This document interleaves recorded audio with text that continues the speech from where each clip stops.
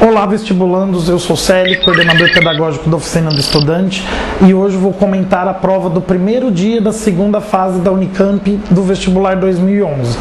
Esse ano, pela primeira vez, as provas de português e matemática estão no mesmo dia. Antes, português era no primeiro dia de prova da segunda fase e matemática no último, com as questões de inglês. E também, português e matemática são as únicas disciplinas em que a Unicamp manteve o número de questões com relação aos anos anteriores, já que nesse ano nós vamos ter só 3 dias de segunda fase. Em linhas gerais, a gente pode notar duas mudanças nas questões.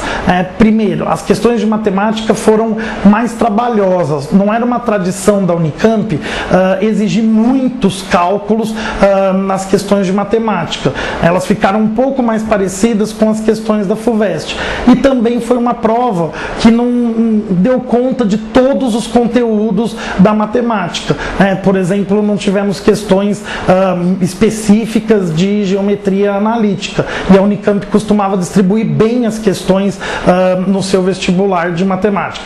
Já as questões de língua portuguesa apresentaram as obras literárias de forma comparada, uma diferença também com relação aos anos anteriores, quando a Unicamp tendia a pedir análise das obras de forma isolada. De qualquer forma, os vestibulandos que leram apenas resumos ou assistiram aulas de resumo dos livros tiveram alguma dificuldade para fazer essas questões, ao contrário dos vestibulandos que leram as obras na íntegra e usaram as aulas e os resumos apenas para reforçar a leitura e as análises.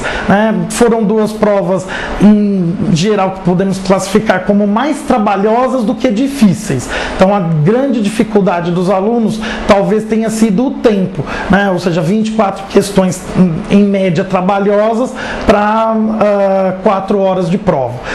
Hoje continuamos com as provas de ciências humanas e língua inglesa. Pela primeira vez nós vamos ter apenas 6 questões de inglês e ciências humanas cobradas juntas, com uma perspectiva interdisciplinar, talvez, principalmente filosofia com história, talvez sociologia com geografia, e ainda questões de artes que devem envolver análises muito básicas de imagens ou figuras, nada que os vestibulandos encontrem grandes dificuldades. Amanhã eu retorno para comentar as provas de hoje. Até lá e boa prova a todos!